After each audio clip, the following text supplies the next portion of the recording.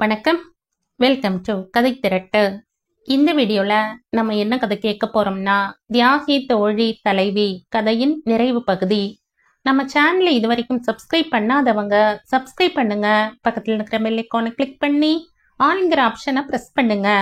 So that நான் போடுற கதைகளை உடனுக்குடனே நீங்கள் கேட்கலாம். இந்த வீடியோக்கு ஒரு லைக் கொடுத்துட்டு கமெண்ட் பாக்ஸை கிளிக் பண்ணா ஹைப்புங்கிற ஆப்ஷன் வரும். ஹைப்புங்கிற ஆப்ஷனை கிளிக் பண்ணி இந்த வீடியோவை ஹைப் பண்ணுங்க.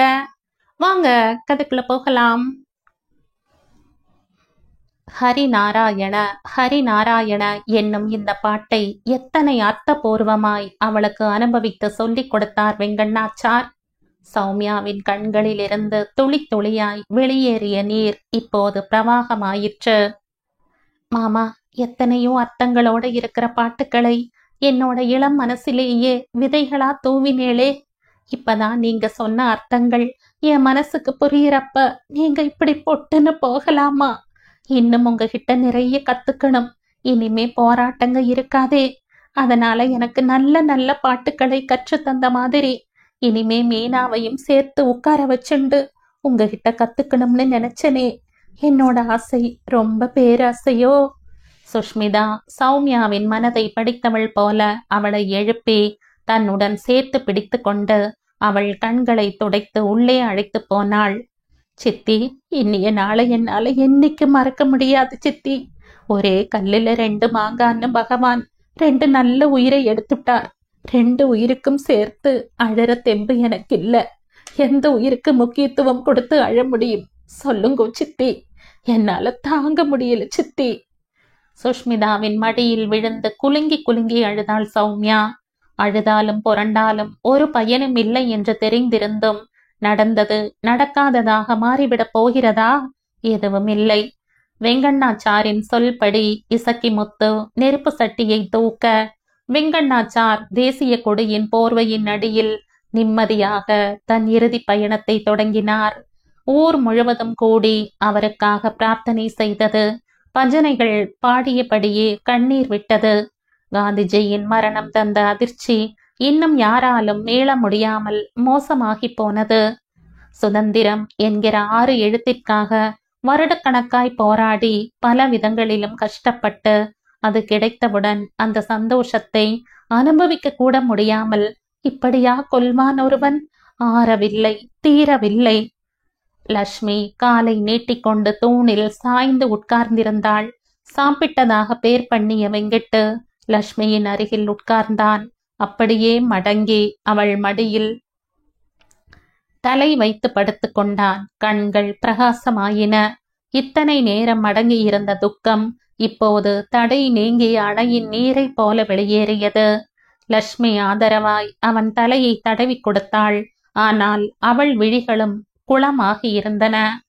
எந்த ஒரு சின்ன அடிபட்டாலும் குழந்தை அம்மா என்று ஓடி வந்து கட்டிக்கொண்டு ஆறுதல் தேடுவது போல வெங்கட்டு இப்போது சிறு குழந்தையாய் மாறி தன் மனதில் பட்ட பெரிய அடியை தாங்கும் சக்தியற்று தாயின் மடியில் சரண் புகுந்திருந்தான்.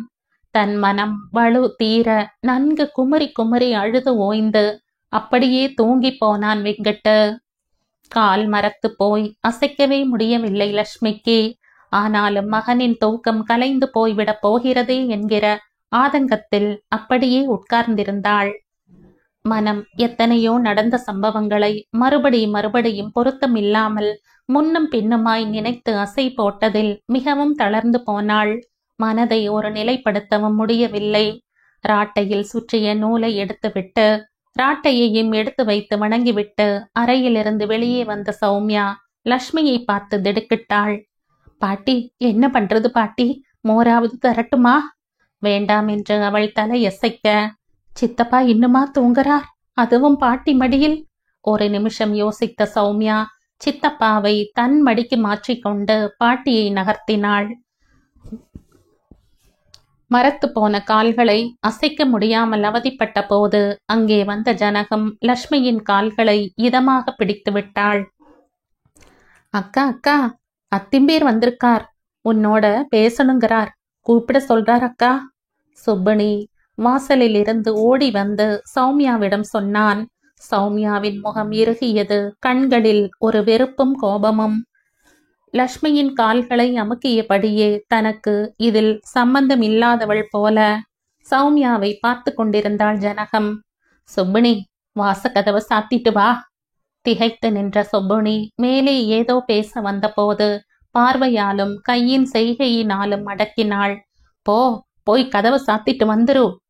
ஜனகம் சுருண்டு மேலே வந்த துக்கத்தை தன் வாய் எங்கு விம்மலாய் வெளியிட்டு விடுமோ என அஞ்சியவளாய் தலை குனிந்து கொண்டாள். வாயை மேல் உதட்டால் கீழ் உதட்டை கவ்வியபடி இறுக மூடிக்கொண்டாள். சுப்பினி இன்னும் போகாமல் அங்கேயே நின்றிருந்தான். ஈசி சேரில் அமர்ந்து பேப்பர் படித்து கொண்டிருந்த முத்துசாமி இதை கண்டும் காணாதது போல இருந்தவர். சுப்பினி பயத்துடன் நிற்பதை பார்த்துவிட்டு பரபரவென வாசலுக்கு போனார். கதவை அரைந்து சாத்தி தாளிட்டு விட்டு வந்தார். முத்துசாமியை பார்த்ததும் சந்தோஷத்தில் அப்பா என்று கூப்பிட போனவன் அவர் கதவை அரைந்து சாத்திவிட்டு போனவுடன் பாதியிலேயே நிறுத்தி கொண்டான் மூர்த்தி. கண் கெட்ட பிறகு சூரிய நமஸ்காரம் செய்து என்ன பயன்? செய்ய முயன்ற மூர்த்திக்கு தோல்விதான் கிடைத்தது. சௌமியாவின் அழகான வட்ட முகமும் கலகலவென்று சிரிக்கும்போது குழி விழும் கன்னங்களும் ராட்டையில் நூல் நூற்கும் அழகும் ஒவ்வொரு போராட்டத்தை செய்யும் முன் அதை ஒருவித எதிர்பார்ப்புடன் விளக்கும் அவள் தோற்றமும். பெருமூச்சு விட்டான் மூர்த்தி. எத்தனை கேவலமாக நடந்து கொண்டு விட்டோம் என்று இப்போதுதான் புரிந்தது. புரியும் போது காலம் மிகவும் கடந்துவிட்டது. சௌமியா நல்லவள், மிக மிக நல்லவள். எப்போது அந்த பூ மனம் இவ்வளவு இறுகி போயிற்றோ, அடிபட்ட ரணத்தின் ஆழமும் வலியும் இப்போதைக்கு ஆறுவது என்பது நடக்கக்கூடியது அல்ல. அது இப்போது பட்டவர்த்தனமாகவே தெரிந்தது முட்டாள் மூர்த்திக்கு.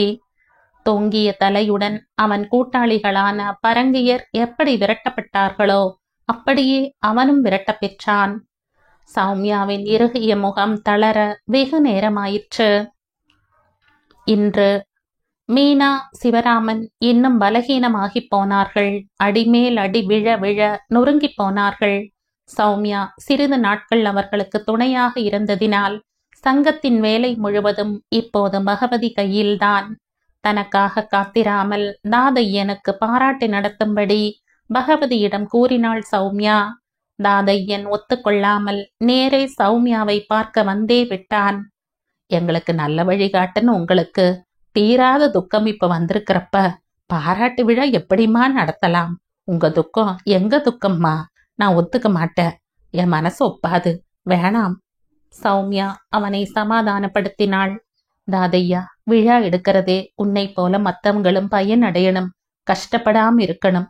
உன்னை உலகத்து முன்னாடி நிக்க வச்சு அடையாளம் காட்டினாத்தான் படிப்பறிவில்லாத விவசாயிங்க புரிஞ்சுப்பாங்க. கடன் வாங்கி பயனடைய தைரியமா வருவாங்க. அதுக்காகத்தான் பாராட்டு தாதையா. இதுல நீ தாமதப்படுத்தினா அவங்களோட பசியும் பட்டினியும் நீடிக்கும். தேவையா சொல்லு? பகவதி கிட்ட சொல்லி இருக்க. சங்கடப்படாம கலந்துக்கோ. என்னோட வாழ்த்து உனக்குண்டு. அன்னைக்கு பூரா உனக்கும் சின்ன தாய்க்காகவும் சாமிகிட்ட வேண்டிக்குவேன். நான் ஒருத்திதான் சங்கம்னு நினைக்கிறது தப்புன்னு எத்தனை தடவை சொல்லியிருக்கேன். நான் வராதப்ப சங்கத்துக்காரா வந்து உனக்கு மத்தவங்களுக்கு உதவி செஞ்சாங்களா இல்லையா? நீ இப்படி நடந்தா அவங்க மனசு நொந்து போகாதா? அப்புறமா அவங்களும் விலகிட்டாங்கன்னா என் ஒருத்தியால எல்லா வேலைகளையும் செய்ய முடியுமா சொல்லு? என் ஒருத்திக்காக எதையும் நிறுத்தக்கூடாது. சங்கங்கிறது நாம எல்லாரும் தான். புரிஞ்சுதா? சரியா? இவ்வளவு கூறியும் அரைகுறை மனசுடன் தலையை அசைத்து விட்டு சென்றான் தாதையன். சௌமியா மீனாவின் குடும்பத்து பாரத்தை தன் தலையில் போட்டுக்கொண்டு வேண்டியதை செய்தாலும் லக்ஷ்மியிடம் மட்டும் தனியான பாசமும் அனுதாபமும் அதிகமாகவே இருந்தது நிஜம்தான். இரவில் லக்ஷ்மியுடன் படுத்து கொள்ளும் போது பாதி ராத்திரியில் திடீரென்று விழிப்பு வரும் சௌமியாவிற்கு விடி விளக்கான சிம்னியின் மங்கலான வெளிச்சத்தில் தூங்கும் லக்ஷ்மியின் முகத்தையே பார்ப்பாள். கண்கள் திரளும். அவள் துக்கம் கலையாமல் ஆதரவுடன் கோதுவாள். சில சமயம் லக்ஷ்மி தூக்கத்திலேயே விம்மி விம்மி அழுது கொண்டு சௌமியாவை இறுக கட்டிப்பிடித்துக் கொள்வாள். அப்போதும் அவள் முதுகை ஆதரவாய் தடவி நெற்றியில் முத்தமிட்டு வாய் திறவாமலே சமாதானப்படுத்துவாள் சௌமியா. மற்ற குழந்தைகளின் வேலைகளில் கணவனுக்கான தேவைகளில் மூழ்கி போகும் மீனாவுக்கு மனசை தேற்றிக்கொள்ள அந்த வேலைகளே காரணமாகி போனது. லட்சுமியை பார்த்தாலே பொங்கிவிடும். மீனா அவளை பார்ப்பதையே தவிர்த்தாள். லட்சுமியும் அதிகம் அறையை விட்டு வெளியே வருவதே இல்லை. அதை வழக்கமாகவே ஆக்கிக் கொண்டாள். இதையெல்லாம் கவனித்தும் கவனியாத மாதிரி இருந்த சௌமியாவிற்கு லட்சுமியின் எதிர்காலம் பற்றிய சிந்தனை எழுந்தது. எப்படியாவது அவளுக்கு மறுபடியும் படிக்க வைத்து அனுமதி வாங்க வேண்டும். வீட்டோடு அடைப்பட்டு வேகக்கூடாது. லட்சுமியின் எண்ணத்தையும் அறிந்து கொள்ள வேண்டும் என்று சமயத்திற்காக காத்திருந்தாள். அன்று ஏனோ லட்சுமிக்கும் சரி சௌமியாவிற்கும் சரி தூக்கம் வர மறுத்து அடம் பிடித்தது. அனைவரும் ஆழ்ந்த தூக்கத்தில் இருந்தார்கள். இதுவே சரியான தருணம் என்று சௌமியா முடிவு செய்தாள். அறையின் கதவை சத்தமிடாமல் சாத்தி தாளிட்டாள். சிம்னி விளக்கின் ஒளியை பெரிதாக்கினாள். ஜன்னல் கம்பிகளை பிடித்தபடி உட்கார்ந்திருந்த லட்சுமியின் முகத்தை திருப்பினாள். பெரியம்மா, கேவலுடன் அவள் மேல் சாய்ந்தாள் லட்சுமி. லட்சுமி, நான் உன்னோட கொஞ்சம் பேசணுமே, இப்ப முடியுமாமா? இல்ல இன்னொரு நாள் ஆகட்டுமா? நீர் கட்டிய கண்களுடன் அவளையே பார்த்த லட்சுமி கூறினாள். பெரியம்மா, சும்மா தூங்காம உட்கார்ந்திருந்தா மனசு பலதையும் நினைச்சு சங்கடப்படுறது. நீங்க பேசினா என் சங்கடம் குறையுமோன்னு தோன்றது. எது வேணும்னாலும் பேசுங்கோ பெரியம்மா. இந்த இருட்டும் அமைதியும் எனக்கு கஷ்டத்தை தான் அதிகமாக்குறது. பேசுங்க பெரியம்மா. கொஞ்சம் மௌனித்தாள் சௌமியா. எங்கிருந்து எதை எப்படி ஆரம்பிப்பது என்று சில வினாடிகளில் யோசித்து பின் முடிவெடுத்தாள். லட்சுமி, நடக்க கூடாதது நடந்து போச்சுதான். ஆனா அந்த கஷ்டத்தை மட்டுமே நினைச்சுண்டு மருகி போய் இப்படியே எத்தனை நாளுமா உட்கார்ந்திருக்க போற? மேலே என்ன செய்ய போற? எனக்கு ஒண்ணுமே புரியலையே பெரியம்மா. திசை தெரியாத காட்டில் அகப்பட்டு கொண்ட குழந்தையாய் மலங்க மலங்க விழித்தபடியே கூறிவிட்டு சௌமியாவையே பார்த்தாள் லட்சுமி. லட்சுமி, நமக்கு வர கஷ்டத்துக்கு ஏதாவது தீர்வு இருந்தா அதை ஏத்துக்கணும். தீர்வு இருக்கும்னு உனக்கு தோணாட்டா அது எப்படிமா? எல்லாத்துக்கும் ஒரு தீர்வு இருந்தாகணுமே. அதை தேடணும், யோசிக்கணும் லட்சுமி. அப்ப கண்டிப்பா உன் கண்ணில் அது தட்டுப்படும்.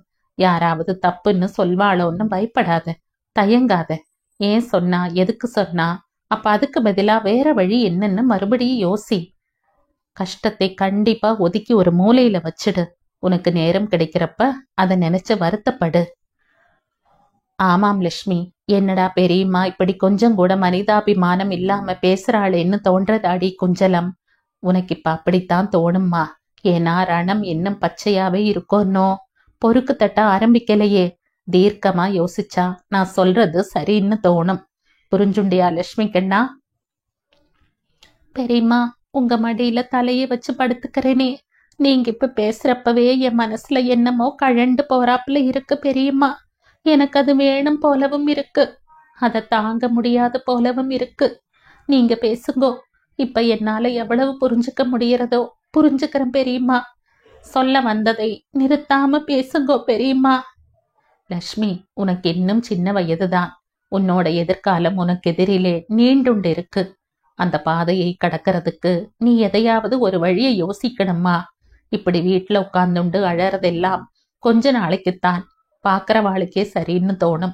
அப்புறமா இது என்ன எப்ப பாரு அழுகையும் மூஞ்சி தூக்கலமான்னு தான் யோசிப்பா.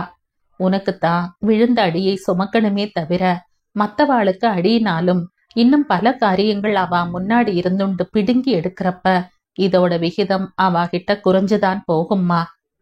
இப்ப கொதிக்கிற மனசு பின்னாடி அடங்கத்தான் செய்யும். தனியா உன் வாழ்க்கையை எந்த பற்றுக்கோலும் இல்லாம நடத்த முடியுமா? அது சாத்தியமா? உன் தங்கையும் தம்பியும் பெரியவளா ஆனா, அவளோட கல்யாணம் காட்சி நடந்து குழந்தை குட்டிகள்னு குடும்பம் பெருகினா உன்னோட அவலம் யாருக்கும் புரியாமத்தான் போகும். புரிஞ்சாலும் அவளால என்ன செய்ய முடியும் சொல்லு? அப்படி யாரும் உன்னை உதாசீனப்படுத்துறாப்புல நடக்காம அதுக்கு தக்கனே என்ன செய்யலாம்னு யோசிமா லட்சுமி கண்ணா. நன்னா யோசி. பெரியம்மா, நீங்க சொல்றது ஒவ்வொன்னும் இனிமே நான் எதிர்காலத்துல திண்டாட கூடாதுன்னு நல்லதுக்குத்தான் சொல்றேன்னு புரிகிறது. ஆனா யோசிக்க முடியாம மூளை மரத்து ஜடமா போயிடுத்தே பெரியம்மா. யோசிக்க ஆரம்பிச்சு ரொம்ப நேரமாச்சு. ஆனா மூளையில ஒண்ணுமே இல்லாம இருட்டா காலியா இருக்கிற மாதிரியா இருக்கு. பாலைவனமாட்டமா தோன்றது. இல்லனா ஒரே வெளிச்சமா கண்ணை கூசுறாப்புல இருக்கு. இல்ல கும் இருட்டா வழி தெரியாம இருக்கு. என்ன பண்ணுவேன் பெரியம்மா? சௌமியா பேசாமலேயே உட்கார்ந்திருந்தாள். சடார் என்ற சௌமியாவின் மடியிலிருந்து எழுந்த லட்சுமி கூறினாள், பெரியம்மா, நீங்களே ஒரு யோசனை சொல்லுங்களேன். சொல்லுங்கோ, கண்டிப்பா யோசிச்சிருப்பேளே. லட்சுமி, கல்யாணம் பண்ணிக்கிறதுக்கு முன்னாடி உனக்கு எதுல அதிகமா விருப்பம் இருந்தது சொல்லு பார்க்கலாம். யோசித்த லட்சுமி மனதுள் என்ன நினைத்தாளோ ஒவ்வொன்றுக்கும் தனக்குத்தானே தலையை ஆட்டி மறுப்பு தெரிவித்துக் கொண்டாள்.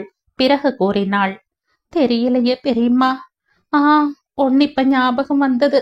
படிக்கணும்னு ரொம்ப ஆசைப்பட்டேன். அது நடக்கல பெரியம்மா. ஆமா, நான் படிக்க போறேன். என்னோட முழு கவனத்தையும் செலுத்தி நன்னா படிக்க போறேன். அதுக்கு சம்மதிப்பாளா பெரியம்மா? எங்க ஆத்துக்காரருக்கு கூட நான் படிக்கணுங்கிற ஆசை இருந்தது பெரியம்மா. என்ன சொல்ற லட்சுமி? பஞ்சாபி உன்னை படிக்கணும்னு சொன்னானா? ஆமாம் பெரியம்மா.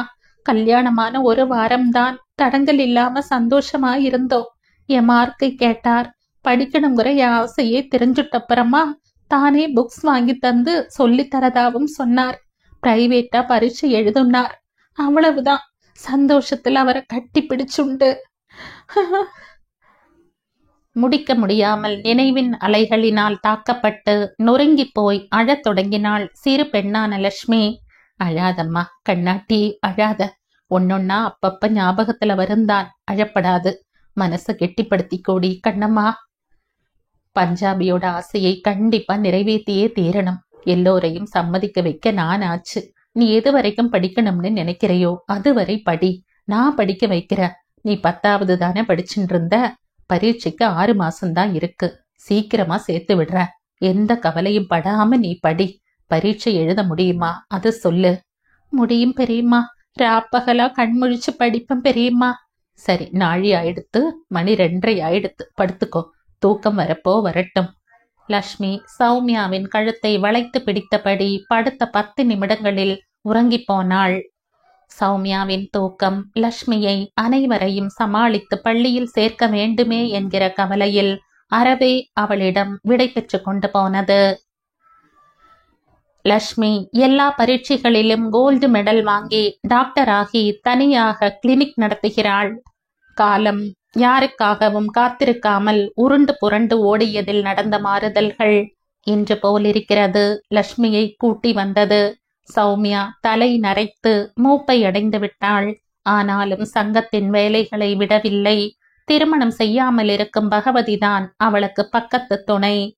புதியவர்களை வரவேற்பதும் பழையவர்களை அன்புடன் விடை கொடுப்பதுமான ஒரு சுழற்சியில் சங்கம் நடந்து கொண்டிருக்கிறது. புளிச்சமானூரும் அதை ஒட்டிய கிராமங்களும் அடையாளம் தெரியாத அளவுக்கு மாறிவிட்டன. தாதையன் தான் பிரசிடென்ட். அவன் சொல்லே வேதவாக்கு. சின்ன தாயிதான் பெண்களுக்கான சங்கத்தின் தலைவி. அந்த ஊரிலேயே ஒரு சின்ன கிளை சங்கத்திற்கு உண்டு. அக்கம் பக்கம் கிராமங்களை டிராக்டர் வைத்து உழும் அளவிற்கு வளர்ந்து விட்டது. பசுமைகள் புரட்சியுடன் தோன்ற ஆரம்பித்து விட்டன. இடையில் ராஜி ராமநாதனின் மறைவு அனைவருக்கும் ஒரு பெரும் துக்கத்தை ஏற்படுத்தாமல் இல்லை. 2வது தலைமுறை மறைந்து 3வது தலைமுறை தழைத்தது. குமார் இன்ஜினியருக்கும் நானு வக்கீலுக்கும் படித்தார்கள். சுதந்திராவின் மகன் +2வும் மகள் 8வதும் படிக்கிறாள். சூர்யா என்ஜினியரிங் முடித்து MS படிக்க அமெரிக்கா சென்று விட்டான். படித்தும் விட்டான், திரும்பவில்லை. தீபா படிப்பை முடித்து பேங்கில் வேலை செய்கிறாள். கல்யாணத்திற்காக காத்திருக்கிறாள். சரோஜினி படித்து ரயில்வேயில் வேலைக்கு சேர்ந்து திருமணமுமாகி வளைகாப்பிற்கு நாள் குறித்து வருகிறார்கள். சுபாஷ் டாக்டருக்கு சேர்ந்து 3வது வருட படிப்புடன் நிறுத்தி கொண்டான். ஏதோ வேலை என்கிறான். ஜபர்தஸ்திற்கு குறைவில்லை. கையில் பணம் புரளுகிறது. அந்த பணம் கருப்பா வெளுப்பா என்பது கடவுளுக்கே வெளிச்சம். கஸ்தூரி CA கடைசி வருட பரீட்சைக்கு படிக்கிறாள். கமலாவிற்கு படிப்பு அவ்வளவாக வராததால் +2 முடித்தவுடன் பாட்டை முக்கிய பாடமாக எடுத்து மியூசிக் காலேஜில் சேர்ந்தாயிற்று. வானொலியில் அவ்வப்போது மெல்லிசை பாடுகிறாள். ஓரிரு வருடங்களில் கச்சேரியும் செய்ய துவங்கி விடுவாள். மீனாவின் 2வது பெண்ணும் இன்ஜினியரிங் படித்துவிட்டு குமாருடன் கல்யாணத்தை நிச்சயம் செய்திருக்கிறார்கள். நாணுவிற்கு வரன் பார்க்கிறார்கள். மீனாவின் கடைசி பிள்ளை பாபு என்கிற வைத்தியநாதன் ஆர்கிடெக்டிற்கு படித்து கொண்டிருந்தான். புளிச்சமானூரை சேர்ந்த கிராமங்களில் உள்ள பால்வாடிக்கும் லட்சுமிதான் டாக்டர்.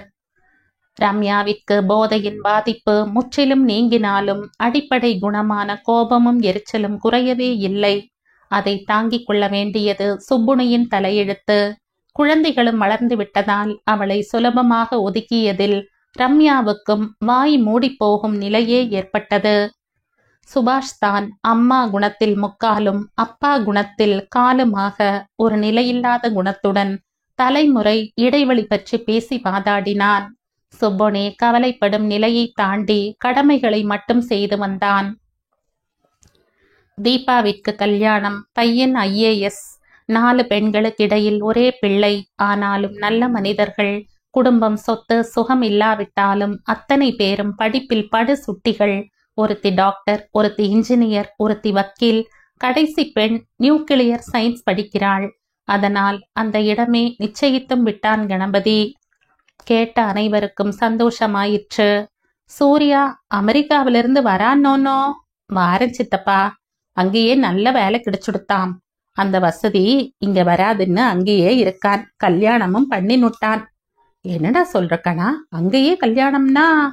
வார்த்தைகளை இழுத்தார் வெங்கிட்டு. ஆமா சித்தப்பா, ஒரு அமெரிக்க பெண்ணத்தான் கல்யாணம் பண்ணிட்டு இருக்கான்.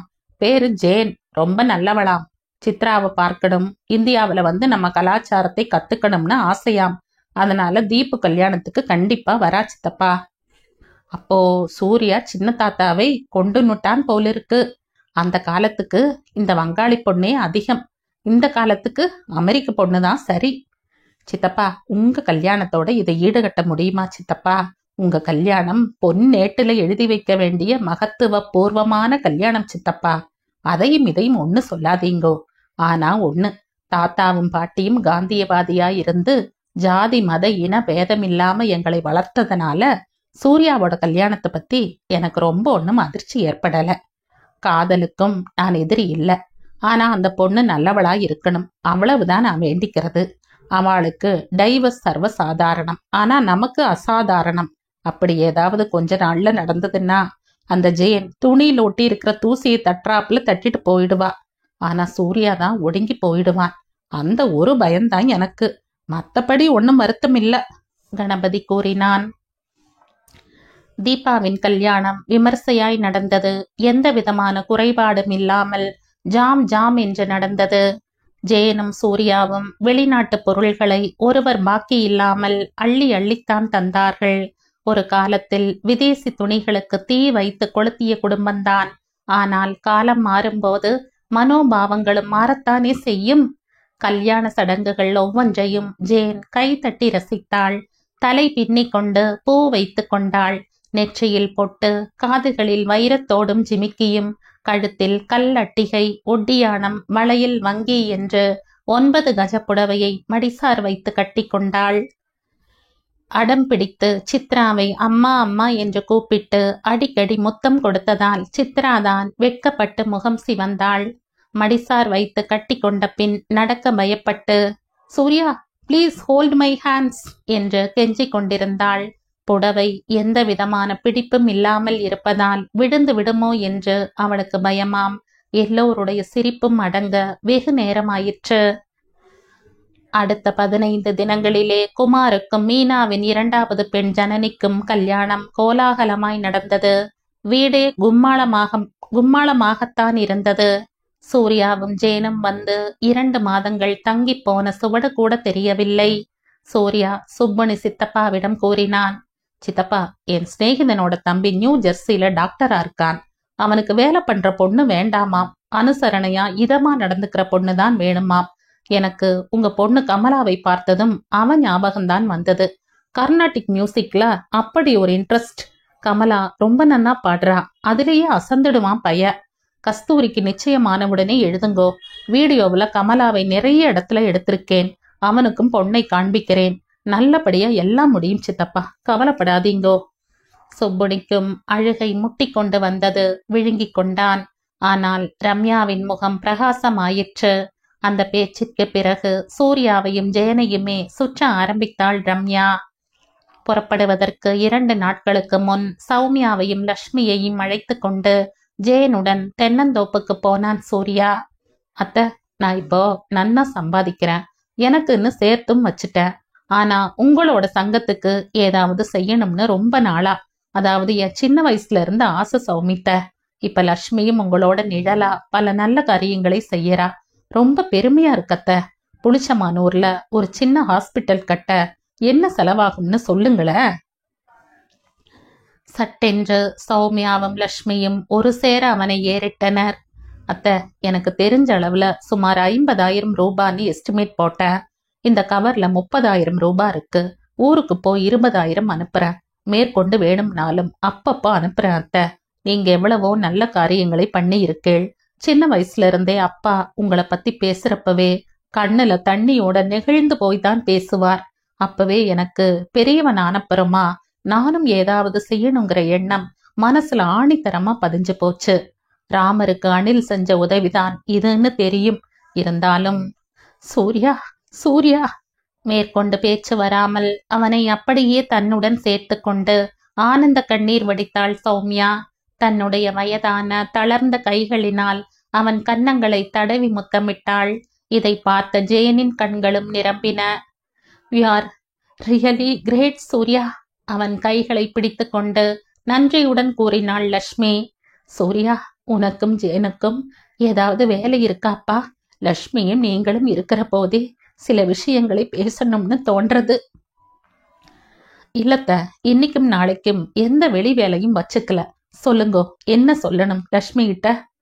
லட்சுமி, நீ இப்போ ஒரு நல்ல டாக்டர்னு பெரிய பேரு வாங்கிட்ட. உனக்குன்னு ஒரு ஆஸ்பத்திரி கட்டவும் சூர்யா உதவி இருக்கான். உன்னை இத்தனை வருஷமா என்னோட நிழலா வளர்த்துட்டேன். ஆனா என்னோட இந்த நடமாட்டம் ரொம்ப நாளைக்கு நடக்காதுன்னு எனக்குள்ள என்னமோ தோணிண்டே இருக்குமா. உன்னோட கல்யாணம் பொம்மை கல்யாணம் பண்றாப்புல செஞ்சு நிமிஷமா கலைஞ்சு போச்சு. இனிமே நீ நல்ல துணையா உன்னை தேடிண்டு இந்த ஆஸ்பத்திரியை நடத்தணும்னு எனக்கு ஆசைமா. பெரியம்மா, என்ன இது? பெரியம்மா, அத்தை சொல்றதுல எந்த தப்பும் இல்ல லட்சுமி. எத்தனை பாசத்தோட அத்தை உன்னை வளர்த்திருக்கா. அதனாலதான் உன்னோட பாதுகாப்பை பத்தி இப்படி யோசிச்சிருக்கா. கண்டிப்பா இந்த பேச்சை நீ கேட்டே ஆகணும் லட்சுமி. ஆமாம். லட்சுமி மௌனமாய் தலை குனிந்திருந்தாள். லட்சுமி, நான் இல்லையான்னு உன் மனசுல கேட்டுக்கிற கேள்வி ஏன் காதுல விழறது? என்னோட காலம் வேற, இப்போ நடக்கிற உன்னோட காலம் வேறம்மா.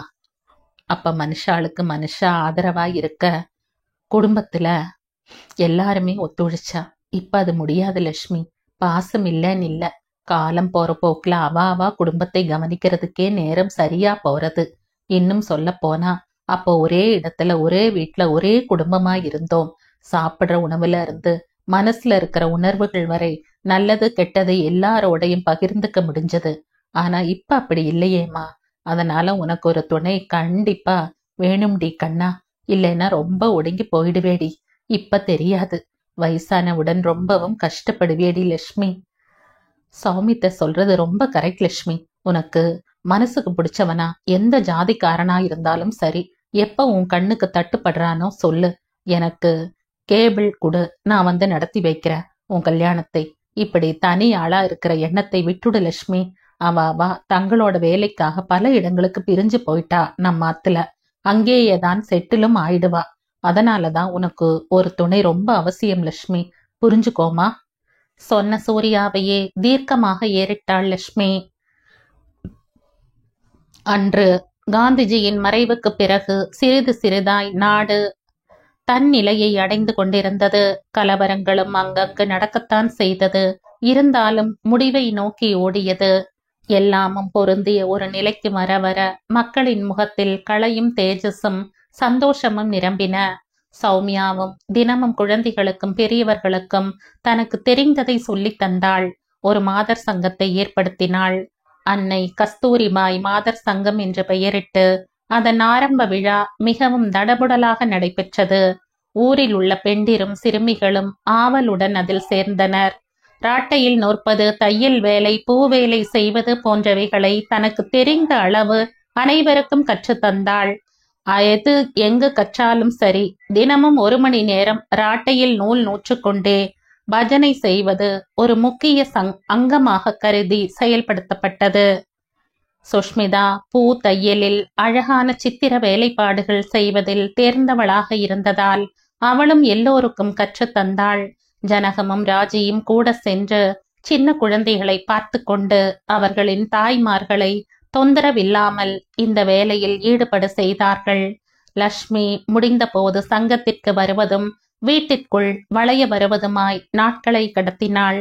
மனது தெம்பை இழந்தது போல் உடல் நலமும் ஹீரமாகிக் கொண்டே வந்தது.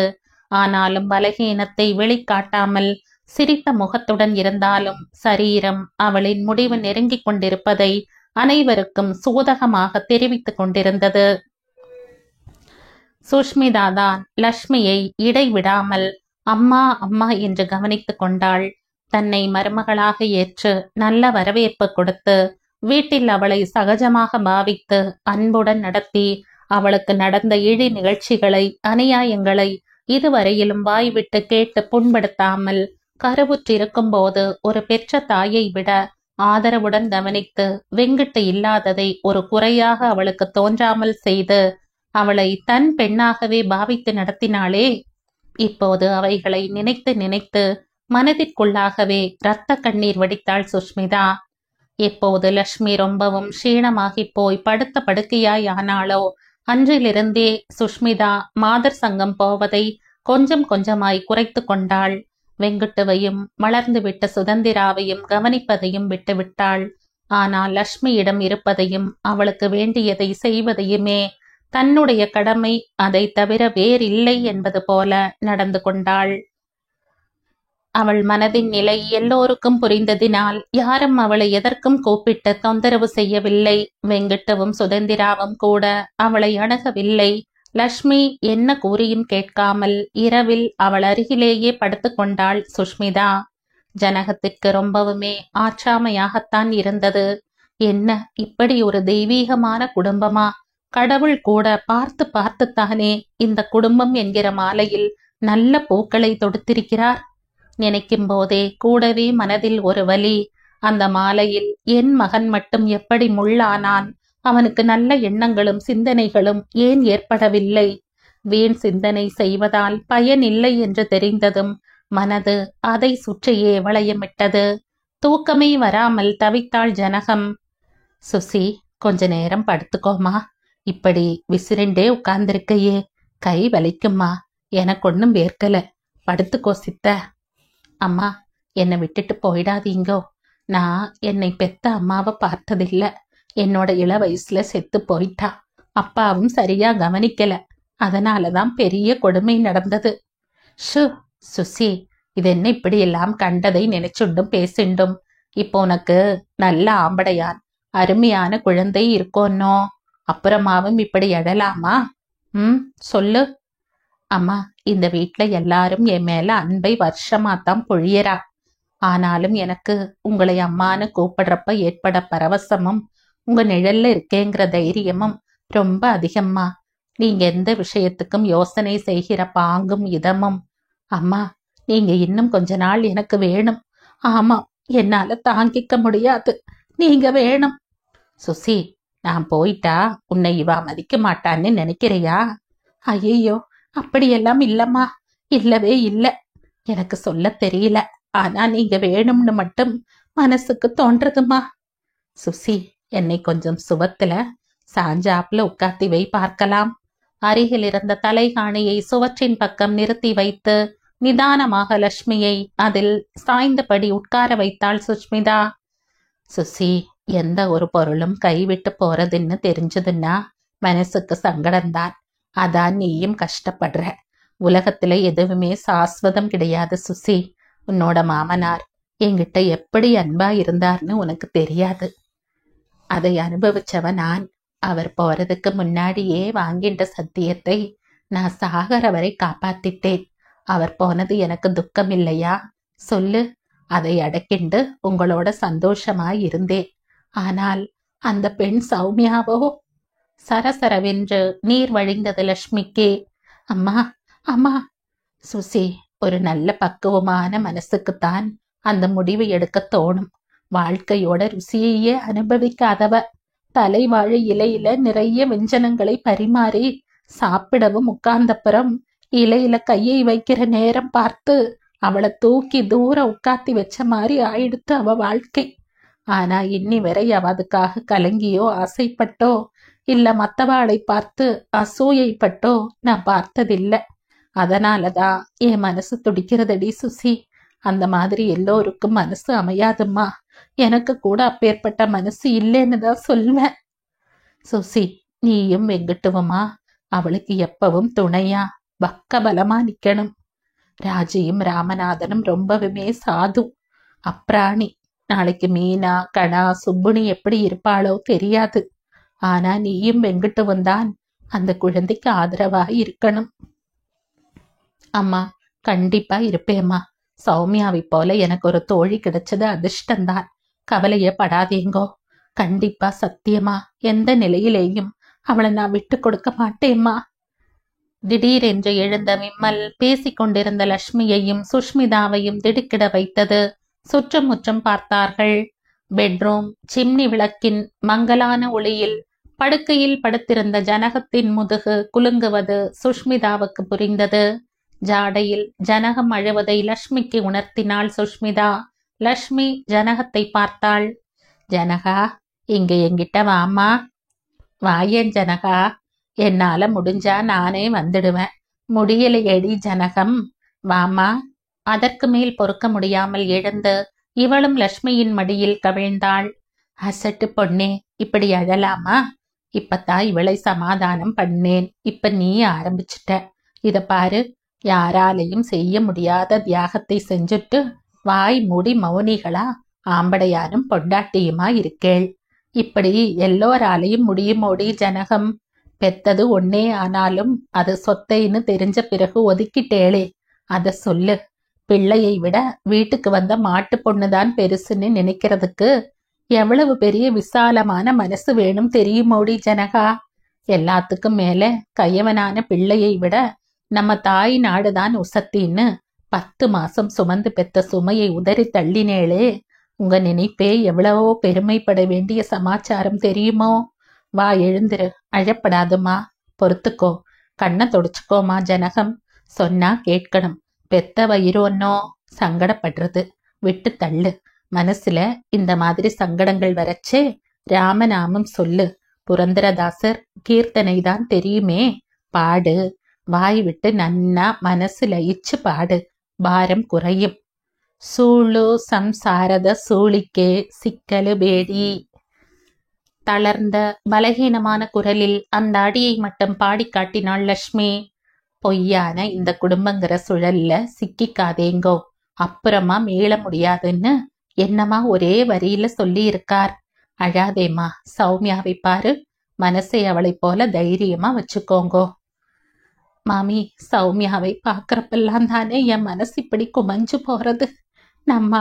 நம்ம பையனால தானே இந்த பொண்ணோட வாழ்க்கை இப்படி உபயோகம் இல்லாம போயிடுத்துன்னு அதை தாங்க முடியாமத்தான் இப்படி வெடிச்சுடுற. சுஷ்மி சொன்னாப்புல நீங்க இன்னும் இருக்கணும் மாமி, இல்லைன்னு நான் உடஞ்சு போயிடுவேன். சிவசிவா, என்னாச்சு இந்த ஆத்துல எல்லாருக்கும்? பழுத்த இலையை பச்சை இலைங்கிறாளே, அது முடியற காரியமா? கடைசியா இன்னைக்கு சொல்றேன் கேட்டுக்கோங்கோ. மனசை தளரவே விடவே கூடாது. பாபுஜியோட சீடராய் இருந்திருக்கேள். எத்தனை போராட்டங்களை சந்திச்சிருக்கேள். அப்பேற்பட்ட பாபுஜியையே சுட்டு கொன்னுட்டா. நாடே கதறித்து கலங்கெடுத்து வாஸ்தவந்தான். ஆனா யாரும் அவர் பின்னாடி போகலையே. நாமும் வேற தலைமையை ஏத்துண்டு அழகா நடக்கலையா? அப்படி இருக்கிறப்ப கை அகலம் இருக்கிற இந்த வீட்டுக்கு நான் தான் தலைமை ஏத்துண்டு சாகா வரமா வாங்கிட்டு இருக்கணும்னா நடக்குமா? வருத்தம் இருக்கும். ஐயோ மாமி, இங்கேயே தானே படுத்துட்டு இருந்தா பாட்டி பருப்புசிலி நன்னா பண்ணுவாளே. அம்மா எனக்கு ஜுரம் வந்தா பக்கத்துல இருந்து பார்த்துப்பாளேன்னு அவ பழையதை நினைச்சுண்டு கொஞ்ச நாள் அழுவேள், துக்கப்படுவேள். உப்பும் புளியும் காரமும் உடம்புல ஏற ஏற அந்த துக்கம் வயிற்றிலேயே அழுந்தி போயிடும். எப்பவாவதுதான் மேல வரும். இப்ப எங்காத்து மாமாவை பத்தி யாராயினும் பேசுறாளா? மாமி, அப்படி சொல்லாதீங்கோ. மாமாவை மறக்க முடியுமா? அதான் சொல்ல வரேன். மறக்க முடியாதும்மா. ஆனா எப்பவும் நினைச்சுண்டு அழவும் முடியாதே. அதுவும் நிஜம்தானே சொல்லு. என்னையே எடுத்துக்கோ. அவரால பாதிக்கப்பட்ட நானே இன்னும் அழுதுண்டேவா இருக்கேன். நினைவு மட்டும் மனசுல, அவ்வளவுதான். இதுதான் உலக ரீதியும். அப்படி இருக்கிறப்ப இந்த மாதிரி அசட்டுத்தனமா பேசிண்டு மனசை குழப்பிண்டு அழப்படாது. ஆமா சொல்லிட்ட. புரிஞ்சுண்டேளா? போங்கோ. அர்த்த ஜாமத்துல என்ன கூட்டம் போட்டோம். போ, அந்த காலம்தான் முடிஞ்சு போச்சே. போமா ஜனகம். சுசி, நீயும் படுத்துக்கோமா. வெகு நேரம் பேசியதில் நிதானமாய் பேசினாலும் ஆயாசம் ஏற்பட்டது லட்சுமிக்கு. ஹார்லிக்ஸ் கரைச்சு தரட்டுமாமா? அரை டம்ளர் கரை போதும், அதுக்கு மேல இறங்காது. பிளாஸ்கில் இருந்த வெந்நீரை விட்டு சூடாக ஹார்லிக்ஸ் கரைத்து தன் மேல் சாய்த்து கொண்டு சிறிது சிறிதாய் புகட்டினாள் சுஷ்மிதா. படுத்துக்கிறேளாமா? அவளும் ஜனகமும் பிடித்து நிதானமாய் படுக்க வைத்தார்கள். அவரவர் யோசனைகளை யோசித்தபடி படுக்கையில் படுத்து கொண்டிருந்தனர். எப்போது உறங்கினார்களோ அவர்களுக்கே தெரியவில்லை. விடிந்தது. ஐயோ பாட்டி, பாட்டி, அம்மா, அம்மா இங்க பாருங்களேன். அம்மா. ராஜி, அம்மாவை பாத்துக்கோ, நான் போய் டாக்டரை கூட்டிட்டு வரேன். அண்ணா, நீங்க இங்கேயே அம்மாவோட இருங்கோ. அம்மாவோட தலையை எங்க மடியில வச்சுண்டு நாராயணா நாராயணன்னு சொல்லுங்கோ. சுஷ்மி, பூஜை அறையில இருக்கிற சின்ன கங்கை சொம்பை உடைச்சுண்டு வா. என்னடா சொல்ற வெங்கிட்டு? அம்மா நம்மளை விட்டுட்டு போக போறாளா? போய் டாக்டரை நீயானும் கூட்டிண்டு வாடா. அண்ணா, இப்ப டாக்டரை விட நாம 2 பேரும் தான் அம்மா கிட்ட இருக்கிறது அவசியம் அண்ணா. அதனால நான் சொன்னபடி செய்யண்ணா. அழும் குரலில் அம்மாவின் காதில் நாராயண நாமம் ஓத வெங்கிட்டு கங்கை ஜலத்தை துளி துளியாய் விட்டான். ஒரு வினாடி தன்னை நோக்கி கவிழ்ந்திருக்கும் அத்தனை முகங்களையும் லட்சுமியின் கண்கள் சுழன்று பார்த்தன. முகத்தில் அரும்பியது புன்னகையா அல்லது உள்ளூர ஏற்பட்ட வேதனையா? அறியும் முன் அவள் தலை ஒரு வெட்டு வெட்டி நின்றது. வாயிலிருந்து கங்கையின் ஜலம் வழிந்தது. பாட்டி, மாமி, அம்மா, அம்மா. ராமநாதன் குழந்தையாய் அழுதார். ஜனகமும் சுஷ்மிதாவும் பிரம்மையின் உச்சியில் நின்றார்கள். நேற்றிரவு அவர்கள் இருவரிடமும் லட்சுமி பேசிய பேச்சுக்கள் தான் எத்தனை, கூறிய புத்திமதிகள் தான் எத்தனை. அதற்காகவே உயிரை கையில் பிடித்திருப்பது போல் ஒரே அடியாய் பிரசங்கம் செய்வது போல் பேசினாளோ? தான் போகப் போவது தெரிந்தே புத்தி கூறினாளோ? இப்போது அழக்கூட தோன்றவில்லை. லட்சுமி கொடுத்த தைரியமும் பலமும் அவர்களிடம் இப்போது குடி புகுந்திருந்தது. சுஷ்மிதா கதறி அழுது ரகளை பண்ணி விடுவாளோ என பயந்த வெக்குண்டுவிற்கு இந்த மாற்றம் அதிசயமாகத்தான் இருந்தது. சௌமியா பாட்டியின் மறைவினால் துவண்டு போனாலும் ஓரளவு சமாளித்து குழந்தைகளை பார்த்து கொண்டும் வருகிறவர்களுக்கு பதில் கூறியும் அமைதியாக நடந்து கொண்டாள். ஆயிற்று.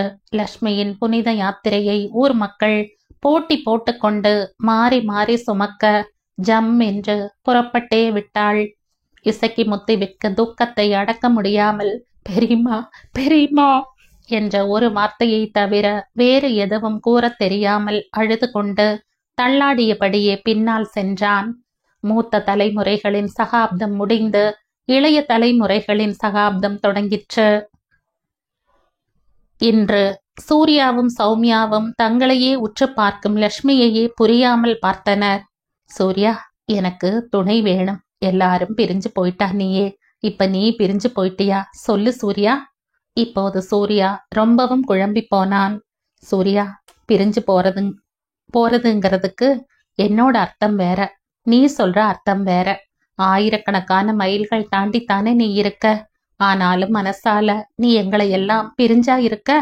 சொல்ல சூர்யா, எங்களை அப்பப்போ நினைக்கிறையோன்னோ, போன்ல பேசுறையோன்னோ, அதெல்லாம் எதுக்கு சொல்லு? உன் சரீரம் மட்டும்தான் சம்பாதிக்கிற காரணத்துக்காக வேற இடத்துல இருக்கு. ஆனா மனசுல? ஆமாம் சூர்யா, உன்னோட மனசுல எங்க எல்லாருக்குமே ஒரு இடம் இருக்குதானே? இல்லைன்னு சொல்லு பார்க்கலாம். ஆமா லட்சுமி, கண்டிப்பா எல்லாருடைய ஞாபகமும் அன்பும் எனக்கு அடிக்கடி புத்துணர்ச்சி தரும் தான். ஆனாலும் தனியா நான் ஒருத்தனே இருந்தா என்னால முடியுமாங்கிறதும் தோன்றது. ஒரு துணைன்னு ஜெயன் இருக்கிறதாலதான் நான் கொஞ்சம் நிம்மதியா இருக்கேன். அதனாலேயே உங்களை பிரிஞ்சு சரீரத்தாலேயும் இருக்க முடியறது. அதுதான் உண்மை லட்சுமி. இல்லைன்னா வீட்டோட ஏக்கம் அதிகமாகி அங்க இருந்து திரும்பி வந்திருப்பனோ என்னவோ. தனிமைங்கிறது ஒரு வியாதி லட்சுமி. ஆரம்பத்துல அது புரியவும் செய்யாது, தெரியவும் செய்யாது. அப்புறமா திடீர்னு விஸ்வரூபமா நின்னு ஆளையே முழுங்கிடும் லட்சுமி. அதனால காலந்தாழ்த்தி நீ முடிவு எடுக்கிறதை விட இப்பவே நல்ல முடிவா சொல்லணும்மா. பெரியம்மா, சூர்யா, நீங்க 2 பேருமே என்னோட எதிர்கால நன்மைக்காக பாடுபடுறேள், புத்தி சொல்றேள். அது எனக்கு நன்னாவே புரியறது. ஆனா என் மனசுல ஆழமா பதிஞ்சிருக்கிற என் கணவரை அங்க இருந்து எடுத்து எறிய முடியலையே. நான் வாழ்ந்தது கொஞ்ச நாட்கள்தான், அதுவும் நரக வாழ்க்கை. ஆனா அந்த நரகத்திலேயும் என்னால தாக்கு பிடிக்க முடிஞ்சதுன்னா அது யாரால சூர்யா? எனக்கு ஸ்வர்க்கத்தை அந்த நரகத்திலேயும் காட்டின என் ஆத்துக்காரரால தானே. எனக்கு நான் பட்ட நரகமெல்லாம் எனக்கு நினைவுக்கு வராம என்னை விட்டு விலகி ஓடி போயிடுத்து. ஆனா நான் அனுபவிச்ச அல்ப சொல்பமான ஸ்வர்க்கம் என்னை விட்டு விலகவே மாட்டேங்கிறதே. அத்தனை ஆழமா பசுமரத்தாணி போல பதிஞ்சு போயிடுத்தே. என்ன பண்றது பெரியம்மா? தினமும் காலையில எழுந்த உடனேயும் ராத்திரி படுக்கிறப்பவும் என் ஆத்துக்காரரை நினைச்சு பிரார்த்தனை பண்றதுதான் என் வழக்கமா போச்சு. தோ இந்த லாக்கெட்டை பாருங்கோ, இதுல என்ன இருக்குன்னு பாருங்கோ. திறந்து காண்பித்தாள். தன் கழுத்தில் இருந்து தொங்கிய செயினில் இருந்த லாக்கெட்டை. அதில் பஞ்சாபி சிரித்து கொண்டிருந்தான். அப்படியே அதிர்ச்சியில் பிரமித்து நின்றான் சூர்யா. சௌமியாவிற்கோ சொல்லவே வேண்டாம், விக்கித்து போனாள். பெரியம்மா, எனக்கு நீங்க என்ன சொன்னேள்? அவரோட ஆசையை நிறைவேற்றுறதுக்காக நான் நன்னா படிக்கணும்னேள். அதுக்கு வேண்டிய பலத்தையும் திறனையும் தர அவரையே கடவுளாக நினைச்சு வேண்டிண்ட. அவரை எப்பவும் என் கூடவே வச்சுக்க இதுதான் வழின்னு இந்த லாக்கெட்டை பண்ணிண்டேன். இதை அனாவசியமா ஏன் சொல்லணும்னு தான் சொல்லல. அதனால உங்களை அலட்சியப்படுத்துறேன்னு மட்டும் நினைச்சுக்காதீங்க பெரியம்மா. என்னோட மனசுல அவரை பத்திய நினைவுகள் எவ்வளவோ ரகசியமா வெளியில சொல்ல முடியாம பதிஞ்சிருக்கு. அது போலத்தான் இதுவும்னு நினைச்சுண்டு யார்கிட்டையும் சொல்லல, என்னோடையே வச்சுண்டே. ஆனா இப்ப நீங்க எனக்கு துணை வேணும்னு திருப்பி திருப்பி சொல்றதால இதை வெளியே சொல்ல வேண்டியதா போச்சு. பெரியம்மா, அவரோட நினைவுகள்லயே வாழ்க்கையை ஓட்டிடுவேங்கிற நம்பிக்கை எனக்கு இருக்கு. எனக்கு படிப்பிலேயே அதிகமா மூழ்கி போனதால சரீரத்துல எந்த விதமான அவஸ்தையும் இல்ல. எனக்கு அதை பற்றிய நினைவும் இல்ல. நோயாளிகளை பார்க்கிறப்பவும் பால்வாடியில குழந்தைகளை பரீட்சிக்கிறப்பவும் அந்த வேலையிலேயே என்னால லயிச்சு போக முடிகிறதே தவிர வேற எண்ணங்கள் வரல. அதனால என்னை இப்ப விட்டுடுங்கோ. எனக்கு எப்பவாவது துணை வேணுங்கிற அவசியம் தோணித்துன்னா சூர்யா உனக்கு எழுதுற, நீ எனக்கு அப்ப உதவி பண்ணா போதும். அதுவரை என்னை தயவு செஞ்சு தொந்தரவு பண்ணாதீங்கோ. பெரியம்மா, என்னை மன்னிச்சிடுங்கோ பெரியம்மா, ப்ளீஸ். அப்படியே சௌமியாவின் மடியில் சுருண்டு கொண்டாள் லக்ஷ்மி. ஜேன் என்னவோ ஏதோ என்று பயந்து லக்ஷ்மியை பிடிக்கப் போனான். வேண்டாம் ஜேன், கொஞ்ச நேரம் அவள் அப்படியே இருக்கட்டும் என்றான் சூர்யா. அவன் மனதில் ஒரு உயர்ந்த பீடத்தில் லக்ஷ்மி ஆரோகணித்திருந்தாள். லக்ஷ்மி, உன்னோட மனசோட குரல் எனக்கு நன்னாவே உன்னை புரிய வச்சுடுத்துடி. கண்டிப்பா இனிமே எதுக்கும் நான் வற்புறுத்த மாட்டேம்மா லக்ஷ்மி. உனக்கு என்ன உதவி வேணும்னாலும் என்னை தயங்காம கேளு. கண்டிப்பா லெட்டர் போட்டு என்னோட கான்டாக்ட் வச்சுட்டே இரு லக்ஷ்மி. நானும் கண்டிப்பா பதில் போடுவேன். உனக்கு போன் வந்ததும் எனக்கு தெரிவிச்சா நானே அடிக்கடி பேசுறேன். உனக்கு தேவைன்னா கலெக்ட் கால் போடு.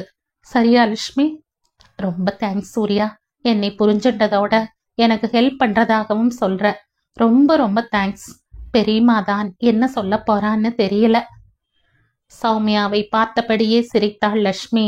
லக்ஷ்மி, நீ என்னோட தாத்தா பாட்டி இருந்த காலத்திலேயே பிறந்திருக்க வேண்டியவ.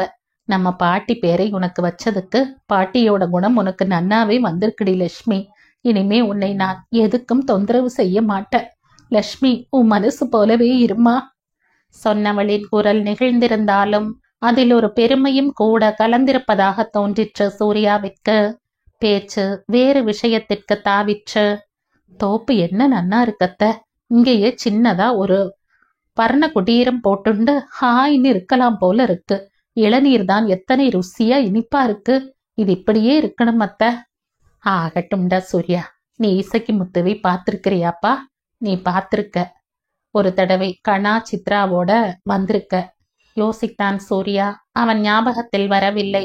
உனக்கு ஞாபகம் வரலையா? விடு. ஆனா அவனை போல ஒரு சுதந்திர வீரனை பார்க்க முடியாது சூர்யா. எங்க தாத்தாவோட போராட்டத்துக்கு போவான். அங்க அடித்தடி ஆரம்பிச்சதோ எங்க தாத்தா மேல அடிபடாம பாக்குறதுலயே குறியா இருப்பானே ஒழிய தனக்கு விழற அடியை பத்தி கவலையே படமாட்டான். அவனைப் போல ஒருத்தரை பார்க்கவே முடியாதுடா சூர்யா. சுதந்திரம் கிடைச்சதும் எங்கேயும் போகாம இந்த தோப்பை தான் பாத்துக்கிறதா சொல்லி இங்கேயே இருந்துட்டான். உன்னோட தாத்தாவும் பாட்டியும் போனதும் தாங்கவே இல்ல அவனுக்கு. அவனும் இப்ப போய் சேர்ந்துட்டான். நல்ல ஆத்மா, ரொம்ப நல்லவன் சூர்யா. கண்கள் பனிக்க இசக்கி முத்துவை புகழ்ந்தாள் சௌமியா. ஜேனும் சூர்யாவும் புறப்பட்டு போயாயிற்று. அவரவர் வாழ்க்கைக்கு ஏற்றபடி வந்தவர்கள் ஊருக்கும் புறப்பட்டு போயாயிற்று. லட்சுமி புளிச்சமானூருக்கு ஆஸ்பத்திரி கட்ட கட்டடத்திற்கான இடம் தேட போயாயிற்று. வாழ்க்கை எவ்வித சுவாரஸ்யமும் இல்லாமல் யதார்த்தத்திற்கு திரும்பி யுதாஸ்தானத்திற்கு வந்தது. சௌமியாவிற்கு ஏனோ ரொம்பவும் முடியாமல் போனது. எங்கு செல்லவும் மனதிலும் சரி தேகத்திலும் சரி திடம் இல்லை. ஈசி சேரில் சாய்ந்து கொண்டிருந்தாள். மனம் பலதையும் நினைத்து அசை போட்டது. வாசல் கதவு தடார் என்று திறக்கும் சத்தம் கேட்டு திடுக்குற்று சாய்ந்தவள் எழுந்து உட்கார்ந்தாள். கண்களின் மசமசப்பில் வாசலில் யாரென்று தெரியவில்லை. ஓடி வந்தது சுபாஷ் தான். சௌமியாவின் மடியில் அப்படியே சாய்ந்து ஓலமிட்டு அழுதான். அத்தை, எனக்கு ஒன்றும் புரியல. ரொம்பவுமே கெட்டு போயிட்டேன். தப்புன்னு தெரிஞ்சும் போகாத வழிக்கு போனேன். நான் நல்லவனாகணும்னு ரொம்ப ஆசைப்படுறேன். ஆனா நான் அப்படி நினைச்சு வீட்டு வாசப்படி ஏறச்சியே ஏதோ ஒரு தகராறு வந்துடுறது. அம்மாவோட எரிச்சலான பேச்சுல என்னை கட்டுப்படுத்திக்க முடியாம மறுபடியும் அந்த கீழ் மட்டத்துக்கே போயிடுற. அப்பா என்னை கூப்பிட்டு எவ்வளவோ சொன்னார். ஆனாலும் என்னால என்னையே கட்டுப்படுத்திக்க முடியல. அத்தை, சின்ன வயசுல நான் உங்ககிட்ட இருந்த நாட்கள்ல தான் என்னோட பொன்னான நாட்கள்னு சொல்லணும். பாட்டி, தாத்தா, பெரியம்மா, பெரியப்பா எல்லாம் கண்டிக்கிறச்சே கண்டிச்சு மற்ற சமயத்துல அன்பை அப்படியே எங்க மேல மழையா கொட்டினேன். அதனாலேயும் என்னமோ நான் செய்யற ஒவ்வொரு தப்பும் என்னையே குத்தி குத்தி துளைக்கிறதத்த என்னால தாங்கவே முடியல. ஒண்ணு நல்லவனா இருக்கணும், இல்ல கெட்டவனா இருக்கணும். இந்த ரெண்டும் கெட்டான் வாழ்க்கையினால நான் ஓடி ஓடி சளைச்சிட்டேன் அத்தை. அத்தை, என்ன போலீஸ் தேடுறா. அவகிட்ட அகப்படுறதுக்குள்ள உங்ககிட்ட சர்ச்சில் சொல்வாளே பாவ மன்னிப்பு, அது போல சொல்லிடணும்னு தோணித்து. அதனால எல்லாம் சொல்லிட்டேன். இனிமே போலீஸ்ல பிடிபட்டாலும் பரவாயில்ல அத்தை, என்னை மன்னிச்சிடுங்கோ. என்னென்னமோ சொல்லணும்னு தோணினாலும் வார்த்தைகள் ஆப்பட மாட்டேங்கிறது. எனக்கு என்ன பண்றதுன்னே தெரியல அத்தை. அத்தை, ரொம்ப அடிப்பாள் அத்தை. அத்தை, நானும் டாக்டரா இருந்தா சூர்யா எனக்கும் அமெரிக்காவில் ஒரு வேலை தேடி தந்திருப்பான் இல்லத்த. நானும் அவனை மாதிரி ஒரு வெள்ளைக்காரிச்சியை கல்யாணம் பண்ணிட்டு உங்களை திகைக்க வச்சிருப்பேன் இல்லையா அத்தை? பெரியதாய் சிரிக்க ஆரம்பித்தவன் அப்படியே அழுகையில் முடித்தான். பாய்ந்து அவனை மறுபடியும் சேர்த்து கொண்டாள் சௌமியா. வேண்டாண்டா கண்ணா, அழாதப்பா. நீ நல்லவன்தா, நான் நம்புறேன். ஆனா இடையில உனக்கு ஏதோ உடம்புக்கு வந்தாப்புல இதுன்னு நினைச்சுக்கிறேன். கண்ணா சுபாஷ், நான் இப்ப சொல்றபடி கேப்பியாடா? கண்டிப்பா அத்தை, கண்டிப்பா. என்ன வேணும்னாலும் சொல்லுங்கோ, கேக்குற. சொல்லுங்க அத்தை. சுபாஷ், முதல்ல நீ நேரா போய் போலீஸ் ஸ்டேஷன்ல சரணடையணும். அத்தை, நான் என்னையா போலீஸ்லயா? ஆமா சுபாஷ், நீயே போய் போலீஸ்ல சரணடைஞ்சுடு. அதனால உனக்கு தண்டனை காலம் கண்டிப்பா குறையும். இன்னில இருந்து உண்மையே பேசுறதா முடிவு செஞ்சுக்கோ. உன் மேல என்ன கேஸ் இருக்கோ, அதுல நீ எதுல சம்பந்தப்பட்டிருக்கியோ அதையெல்லாம் ஒத்துண்டு தண்டனையை ஏத்துக்கோ. சுபாஷ் கண்ணா, அங்க கிடைக்கிற தண்டனை உனக்கு ஒரு அக்னி பிரவேசம்டா. அதுல பூந்து மீண்டுண்டு வந்துடு. அப்புறமா உன்னை எந்த தீமையும் அண்டாம பாத்துக்கோ. இந்த ஊர்ல இருக்காம பழகின ஜனங்களோட பேசாம கொஞ்ச நாளுக்கு வேற புதுசான இடத்துக்கு போய் கஷ்டப்பட்டு வேலை செஞ்சு நல்லவனா நடந்துக்கோ. சுப்பினி பட்ட கஷ்டம் போதும்டா. இனிமே அவனுக்கு வேற புதுசா கஷ்டம் கொடுக்காதப்பா. நல்லவனா இருக்கணும் சுபாஷ். இருக்கியா? அத்தை, கண்டிப்பா. உங்க பேச்ச கேக்குறான் அத்தை. நேரா போலீஸ் ஸ்டேஷனுக்கு போற அத்தை. வர அத்தை. சௌமியாவின் கால்களில் வீழ்ந்து வணங்கிவிட்டு புறப்பட்டு போனான் சுபாஷ். நடை தளர்ந்திருந்தாலும் முகத்தில் தெளிவு இருந்தது. சௌமியா இப்போதெல்லாம் அடிக்கடி மௌனத்தில் ஆழ்ந்து விடுகிறாள். தூக்கமா விழிப்பா என்று அவளுக்கே தெரியவில்லை. என்ன எண்ணுகிறாள் என்பதே பிறருக்கும் புரிவதில்லை. ஈசி சேரில் சாய்ந்து கண்களை மூடியிருக்கும் அவளது வதனத்தில் சில சமயங்கள் புருவங்கள் நெளிந்து கோபத்தை வெளிப்படுத்தும். சிரிப்பது போல் உதடுகளில் நெளிவு தோன்றும். சின்ன சின்ன விசும்பல்கள் தோன்றி அவள் அழுகிறாளோ என்று எண்ண வைக்கும். யாராலும் புரிந்து கொள்ள முடியாமல் அவள் தனக்குள்ளேயே தன்னை ஆழ்த்தி கொண்டாள். சுஷ்மிதா எழுப்பி அவளை கூட்டிக் கொண்டு போய் இயற்கை உபாதைகளை நீக்க செய்தாள். அவளுக்கு குளிப்பாட்டி வேறு புடவை உடுத்தி எல்லாமே சுஷ்மிதாதான். சாப்பாடு ஊட்டினால் விழுங்குவாள், இல்லை என்றால் தட்டு அவள் எதிரிலேயே எத்தனை நேரமானாலும் கிடக்கும். சுஷ்மிதாவால் தாங்கவே முடியாமல் சில சமயம் அவளை சாப்பிட வைத்துவிட்டு மனம் பொறாமல் கதறுவாள். அப்போது வெங்கிட்டுவும் நிறைந்த கண்களுடன் வந்து சுஷ்மிதாவை சமாதானப்படுத்துவான். தான் பார்த்து வளர்ந்த குழந்தை சௌமியா. அவளின் தாசரின் பாட்டுக்கள் அவன் காதுகளில் இன்னும் ஒலிக்கிறது. வெங்கண்ணாச்சார் திருத்தமான வார்த்தைகளுடன் ரசனையுடன் பாடிய சௌமியாவின் குரல் அவனுக்கு காதில் இன்னும் கேட்கிறது. யாரே நந்தரோ ஹரி மூரு லோகதி முத்து சூரிவோ ரங்கையா நின்ன. சிந்தோளத்தில் கிருஷ்ணனை தாசர் கேட்கிறாராம். யார் என்ன உன்னை சொன்னார்கள்? ஏன் கோபம்? 3 லோகத்துக்காரர்களும் உன்னை பார்த்தால் முத்தத்தை தானே சொறிவார்கள். அப்படி இருக்க யார் உன்னை என்ன சொன்னார்கள் ஹரி? புரந்தரதாசரின் பாட்டை அப்படியே அனுபவித்து சௌமியா பாடும்போது கேட்க எப்படித்தான் இருக்கும்? பா, கேட்டவருக்கே புரியும். அதுவும் அம்மாவும் அப்பாவும் சௌமியா பாட பாட அம்மா ஊஞ்சலில் உட்கார்ந்து ஒரு காலால் மெதுவாக, மிக மெதுவாக, சத்தமிழாமல் ஊஞ்சலை ஆட்டியபடியே கண்களை மூடி ரசிப்பாளே. அப்பா தோ இப்போ சௌமியா உட்கார்ந்திருக்கும் ஈசி சேரில் அமர்ந்து தாளம் தவறாமல் போட்டு தலையை ஆட்டி ஆட்டி ரசிப்பார். ஆனந்தம் அதிகமானால் தொடையில் கையை தட்டி தாளம் போட ஆரம்பித்து விடுவார் அப்பா. அத்தனை இனிமையான நாட்கள். அன்று ரசனையுடன் பாடிய வாய் இப்போது தனக்கு வேண்டியதை சொல்லக்கூட திறக்க மறுத்து விட்டதே. சுஷ்மா, பொறுத்துக்க முடியலையேடி. சௌமியா இப்படி ஆயிட்டாளே. எப்படி இருந்தவ சுஷ்மா? திடீரென்று வெடித்து பொங்கினான் வெங்கட்டு. ஒருவருக்கொருவர் ஆறுதலாகி அழுது புலம்பினார்கள்.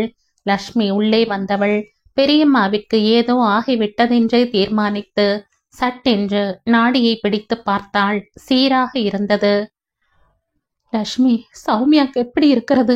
பார்க்க கஷ்டமா இருக்குடி. ஏதேனும் மருந்து தரக்கூடாதா லட்சுமி? சின்ன பாட்டி, பெரியம்மாவுக்கு உடம்புக்கு ஒண்ணும் இல்ல. உள்ளத்துக்குத்தான் இப்ப மருந்து வேணும். அது நம்ம கையில இல்லையே. சின்ன வயசுல இருந்து நாட்டுக்குன்னு பாடுபட்டா. அதுல அவ வாழ்க்கையும் கலைஞ்சு போச்சு. அப்புறமாவும் தனக்காக இல்லாம பெரத்தியாருக்காகவே உழைச்சா, ஓடானா. வீட்டுலதான் எத்தனை பிரச்சனைகள். அதுக்கும் அவதானே பொறுப்பேத்துண்டு அந்த பிரச்சனைகள் தீர வழி சொன்னா. இதுல தன்னை பத்தி கவனிச்சுக்கல. அந்த உடம்புக்காவது ரெஸ்ட் கிடைச்சது. ஆனா உள்ளத்துக்கு ரெஸ்ட் இல்லவே இல்லையே. அதனால தானாகவே அதை எடுத்துக்க வலுக்கட்டாயமா முயற்சிக்கிறதால ஒரு கண்ணுக்கு தெரியாத சின்ன போராட்டம் உள்ள ஏற்படுறது. அதனால ஏற்படுற பேலன்ஸ் தவறுதல்ல மனமும் கொஞ்சம் முன்னும் பின்னுமா தள்ளாடுறது. அதுதான் இந்த நிலைக்கு காரணம். ஆனா இது கோமா இல்ல. திடீர்னு சரி ஆகினாலும் ஆகலாம்.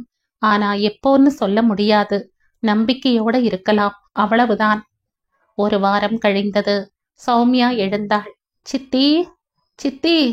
குரல் பலகீனமாயிருந்தாலும் சுஷ்மிதாவின் காதில் விழ ஓட்டமாய் ஓடி வந்தாள். வயதையும் மீறி ஓடி வந்தவளின் முகத்தில் சந்தோஷம் அரும்பி இருந்தது. கூப்பிட்டியா சௌமியா?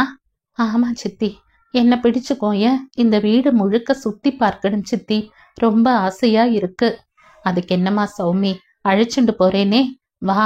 நடக்க முடியறதா சௌமி? முடியும்னு தோன்றது. ஆனா பிடிச்சுக்கோங்கோ.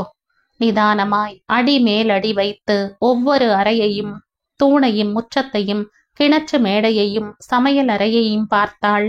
பாத்திர அலமாரியை பார்த்த உடனேயே பழைய ஞாபகங்கள் முட்டி மோதிக்கொண்டு வந்தன. சித்தி, எனக்கு சங்கத்துக்கு போகணும் சித்தி. ஒரு டாக்ஸியை வாடகை பேசி வெங்கட்டுவும் சுஷ்மிதாவும் அவளை சங்கத்திற்கு அழைத்து சென்றார்கள். அங்கிருப்பவர்களிடம் பேசி சரியாகத்தான் சங்கம் நடைபெறுகிறது என திருப்தி அடைந்தாள். எதேச்சையாய் தலையை உயர்த்த மேலே இருந்து தொங்கிய நூலாம்படைகள் அவள் நெற்றியை சுளிக்க வைத்தது. புரிந்து கொண்ட அந்த பெண், மேடம், நாளைக்கே அந்த ஒட்டடைகளை எடுக்க ஏற்பாடு செஞ்சுடுறேன் மேடம், தப்பா நினைச்சுக்காதீங்க. அந்த பெண்ணின் கன்னத்தில் லேசாக தட்டிவிட்டு சிரித்தாள் சௌமியா. சித்தப்பா, தோப்புக்கு போலாமா? தென்னங்கீத்தோட சலசலப்பு சத்தத்தை கேட்டுண்டே படுத்துக்கணும் போல இருக்கு சித்தப்பா, போகலாமா? கண்கள் பளபளக்க ஆவலுடன் கேட்டாள் சௌமியா. போகலாமேம்மா. ஏதாவது சாப்பிட்றியாமா சௌமியா? வேண்டாம் சித்தப்பா, முதல்ல தோப்புக்கு போலாம் வாங்கோ. கார் தோப்பை அடைந்தது. சௌமியா வந்தால் உட்கார ஒரு கயிற்றுக்கட்டில் அங்கு எப்போதும் உண்டு. அதை தூக்கி கொண்டு வந்து போட்டவன் இப்போது இருக்கும் ஆள். கயிற்றுக்கட்டிலில் மெதுவாய் உட்கார்ந்தாள். காற்று ரம்யமாய் வீச தென்னை ஓலைகள் சலசலவென சப்திப்பது நெடுநாட்கள் கழித்து வந்த சௌமியாவை செல்லமாக சிணுங்கி குசலம் விசாரிப்பது போலிருந்தது. அதை ரசித்து சிரித்தாள் சௌமியா. ஆள் வெட்டி கொண்டு வந்த இளநீரை ஆசையோடு பருகினாள். இசக்கி முத்துவின் ஞாபகம் வந்தது. கட்டிலில் சாய்ந்து அப்படியே படுத்து கொண்டாள் சௌமியா. களைப்பா இருக்கா சௌமி? ஆத்துக்கு வேணும்னா போலாமா? சுஷ்மிதா கேட்டபோது, வேண்டாம் சித்தி, இங்கேயே கொஞ்ச நேரம் இருக்கனே, கண்ணை மூடிண்டு படுத்துண்டா இந்த தோப்புல இருக்கிற தென்னை ஓலைகளை எல்லாம் என்னோட பேசி விளையாடுறாப்புல இருக்கு சித்தி. சித்த நேரம் இங்கே இருந்துட்டு அப்புறமா போலாமே. சரி என்ற சுஷ்மிதா தோப்பை நோட்டம் விடலானாள். அப்படியே கட்டிலின் கட்டையில் தலை வைத்து தானும் தூங்கி போனாள். சௌமி, சுஷ்மி, நேரமாச்சு, எழுந்துருங்கோ, ஆத்துக்கு போலாம், எழுந்துருங்கோ. சட்டென்று தூக்கம் கலைந்த சுஷ்மிதா இன்னும் சௌமியா எழுந்திருக்காததால் அவளை எழுப்ப கையை தொட்டாள். சௌமியா!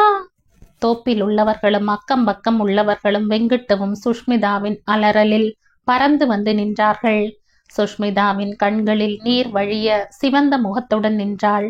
சௌமியா எப்போதோ கூறியவை இப்போது அவள் முன் ஒலித்தது. சித்தி, காந்தி கனவு கண்ட ராமராஜ்யம் நமக்கு கிடைச்சிருக்கா சித்தி? சுயராஜ்யம் கிடைத்தது சரிதான், ஆனா அதை நாம சரியா உபயோகப்படுத்திண்டோமோ? ஒரு பக்கம் தேசத்துல பல விதமான தொழிற்சாலைகள் அசுர வேகத்துல வளர்ந்துட்டு இருக்கு. ஆனா அதே நேரத்துல பயங்கரமா லஞ்சமும் பொய்யும் புரட்டும் போதை மருந்தும் சாராயமும் புத்து நோயை விட வேகமா பரவின்றிருக்கு. நல்லது நடக்கிறதுன்னு சந்தோஷப்படுறதா, இல்ல இத்தனை சேதாரங்களும் கூடவே பசு வயல்கள் நடுவே களைகள் விளையறாப்புல ஏகமா வளர்ந்துடுத்தேன்னு கவலைப்படுறதா? சித்தி, இனிமே வளர்கின்ற எதிர்கால வாலிபர்களோட மனசுல நம் நாட்டை பத்தின சிந்தனை எந்த விதத்துல எப்படி உருவாகும் சித்தி? அதனால நன்மையா தீமையா? சித்தி, காந்திஜி வாங்கி தந்த சுதந்திர இந்தியா இப்ப எந்த ஒரு நிலையிலும் ஸ்திரமா இல்லாம, அச்சே இல்லாம, அதாவது கடையாணியே இல்லாம சுழல்ற சக்கரம் போல இருக்குன்னு எனக்கு தோன்றது. கையில தள்ளி சுத்தராவாளோட விசிக்கு ஏத்த மாதிரி சுத்தராப்புல இருக்கு சித்தி. இந்த சக்கரத்தை வழிமுறையா கடையாணி போட்டு சரியான விசையோடு சரியான திசையில் திருப்ப, முன்பு நமக்கு காந்திஜி கிடைச்சாப்ல இப்போ கடையாணியா இன்னொரு காந்திஜி பொறப்பாரா சித்தி? எப்ப பொறப்பார், எங்க பொறப்பார், நம்மால பார்க்க முடியுமோ, நடக்குமோ? பிறந்ததிலிருந்து இறக்கிற வரை நாட்டை பற்றி எண்ணத்துடனேயே இருந்த சௌமியாவின் ஆசை நிறைவேறுமா? பொங்கி பொங்கி வந்த அழுகையை விடை தெரியாமலேயே சென்றுவிட்ட சௌமியாவை அணைத்து கொண்டு அழுதாள் சுஷ்மிதா. சௌமியாவிற்கு கிடைக்காத விடை நமக்காவது கிடைக்குமா? காத்திருப்போம், பொறுத்திருப்போம். காலம் மாறும் வரை நம்பிக்கையுடன் காத்திருப்போம். புறப்பட்டே விட்டது அந்த தியாகியின் ஊர்வலம். மேலே போர்த்து இருக்கும் தேசிய கொடிக்கு கண்டிப்பாய் பெருமைதான். எப்போதோ ஒரு முறை தானே ஒரு உண்மையான தியாகியின் உடலை தழுவ அந்த கொடிக்கு சந்தர்ப்பம் கிடைக்கிறது. ரகுபதி ராகவ ராஜாராம் பதித்த பாவன சீதாராம். சங்கத்தினரும் ஊராரும் புளிச்ச மானூரை சேர்ந்தவர்களுமாக கூட்டம் கூடி போயிற்று. சௌமியாவிற்கு அமைதிதான் பிடிக்கும் என்று அறிந்திருந்ததால் அடங்கிய குரலில் அவள் பிரிவை தாங்க முடியாமல் கதறினார்கள். பகவதி சௌமியாவின் தலை மாட்டில் உட்கார்ந்தவள்தான். சௌமியா புறப்பட்டு வெளியே வந்தாயிற்று. ஆனால் இறுகி போன பகவதி இன்னும் அங்கேயே தூணோடு தூணாய் உட்கார்ந்திருந்தாள். போட்டி போட்டுக்கொண்டு சௌமியாவின் பல்லக்கை தூக்க முன்வந்தார்கள். பஜனைகள் மாறி மாறி ஒலித்தது. தாதையன் அடம் பிடித்து தான் கொள்ளி வைக்க வேண்டும் என்று கெஞ்சி நெருப்பு சட்டியை தூக்கி கொண்டான். மேகங்கள் கூடி கூடி கலைந்தன. அவைகள் தங்களுக்குள் என்ன பேசிக் கொண்டிருக்கின்றனவோ? ஒரு நல்ல இதயம் அவர்களிடம் குடியேறப் போவதை அறிந்து சந்தோஷிக்கின்றனவா?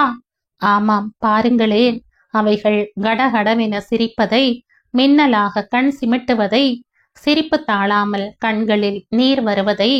வெங்கண்ணாச்சார் ஆனந்த கூத்தாடி கொண்டிருந்தார். சௌமியா மெல்ல மெல்ல மேலே எழும்பி எழும்பி போக போக தன் வெண்கல குரலில் கணீர் என்று பாட ஆரம்பித்தார். பந்தாಳು மகாலட்சுமி நம்ம மனகே வந்தேக இல்ல வரமே.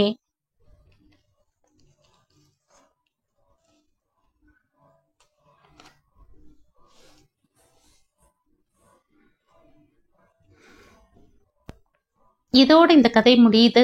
இந்த கதை உங்களுக்கு பிடிச்சிருந்தா லைக் பண்ணுங்க, ஷேர் பண்ணுங்க, சப்ஸ்கிரைப் பண்ணுங்க, இந்த வீடியோவை ஹைப் பண்ணுங்க. மற்றும் ஒரு இன்ட்ரெஸ்டிங்கான கதையோட அடுத்த வீடியோல சந்திப்போம். பாய். தேங்க்யூ.